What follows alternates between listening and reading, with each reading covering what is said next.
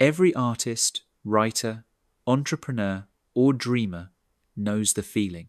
You have a goal to write that book, start that business, get in shape, or change your life, but something invisible holds you back. You procrastinate. You make excuses. You wait for the right time. You tell yourself you'll start tomorrow. That invisible force, Steven Pressfield says, has a name. He calls it resistance, and it's the single greatest enemy of human potential. In his book, The War of Art, Pressfield delivers a battle plan for overcoming resistance and doing the work you were meant to do. He begins by describing resistance as a kind of inner force, an invisible energy that rises up whenever we try to move from a lower level to a higher one, from potential to action, from dream to reality. Resistance shows up as fear, doubt, distraction, self-criticism, or perfectionism. It's the voice in your head that says, "You're not ready, you'll fail," or "You can do it later." Pressfield writes, "Resistance is the most toxic force on the planet. It is the root of more unhappiness than poverty, disease, or depression. Its aim is simple: to stop you from doing your work. It doesn't attack you directly. Instead, it whispers comfort. It tells you to relax, to play it safe, to stay small. And the closer you are to achieving something truly meaningful, the stronger resistance becomes." He says, "The more important a call or action is to our soul's evolution, the more resistance we will feel toward pursuing it. This is why resistance is not a sign you're on the wrong path. It's proof that you're on the right one." Pressfield insists that resistance is universal. Everyone faces it, from artists to athletes, from scientists to soldiers. Even professionals at the top of their fields battle it every day. The difference between the amateur and the professional, he says, is not talent, it's how they handle resistance. The amateur waits for inspiration. The professional shows up and works anyway. This brings us to the core of Pressfield's philosophy: turn pro. To turn pro means to stop treating your dreams like a hobby and start treating them like your job. It means showing up every day, doing the work, and mastering the craft whether you feel like it or not. The professional doesn't wait for motivation. They don't complain or make excuses. They understand that creative work is a discipline, a practice, not a mood. Pressfield writes, "The amateur plays for fun. The professional plays for keeps." He explains that the professional shows up because they respect the work. They face fear, failure, and uncertainty, but they don't run from it. They know that resistance never goes away. It doesn't get easier, you just get stronger. He says, "The most important thing about art is to work. Nothing else matters except sitting down every day and trying." Pressfield also warns that resistance takes many disguises. It might appear as perfectionism, the belief that you can't start until everything's perfect, or as rationalization, the voice that tells you your dream isn't practical. It can even take the form of success. After achieving something, we can relax too soon, mistaking a victory for the end of the war. But resistance is always waiting. He writes, "Like a dragon guarding gold, resistance never sleeps." So how do we fight back?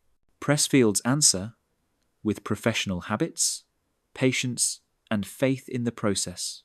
He describes the daily struggle of a writer staring at the blank page, filled with doubt, and then choosing to begin anyway. He says, "When we sit down day after day and keep grinding, something mysterious starts to happen. A process is set in motion by which, inevitably and infallibly, heaven comes to our aid."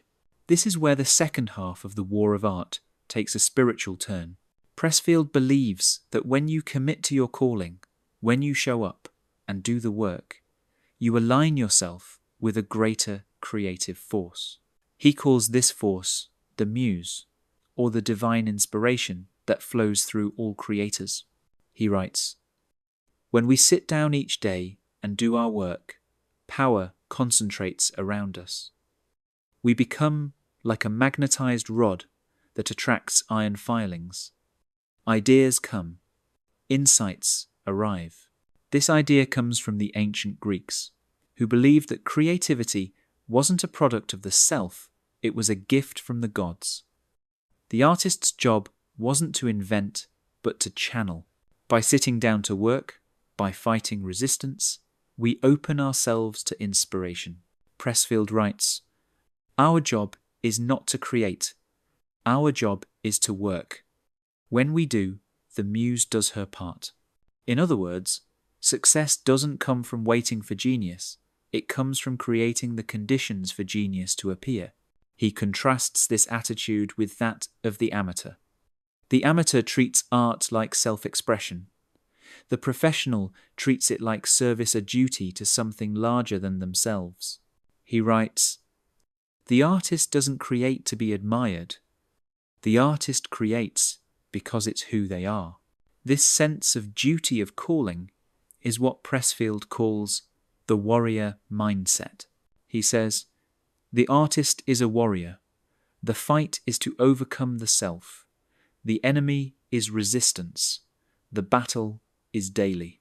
Like a soldier or athlete, the artist must cultivate discipline, endurance, and courage. They must expect fear and learn to act anyway. He reminds us, the counterfeit innovator is wildly self-confident. The real one is scared to death. That's because fear and resistance always accompany meaningful work. But rather than avoid them, the professional uses them as a compass. The greater the resistance, the more important the task. He writes, "Rule of thumb: the more fear we feel about a work or calling, the more sure we can be that it's important to us." This insight is liberating. It means fear is not your enemy, it's your guide. The work you're most afraid to do is usually the work you're meant to do. In the final section, Pressfield talks about inspiration, the higher realm, and the muse. He believes that creativity is sacred, that when you overcome resistance and do your work, you align yourself with something divine. He writes, "When we make a start, when we work every day, we become the instrument of a higher will." This doesn't mean you need religion to create. It means that creativity is an act of faith.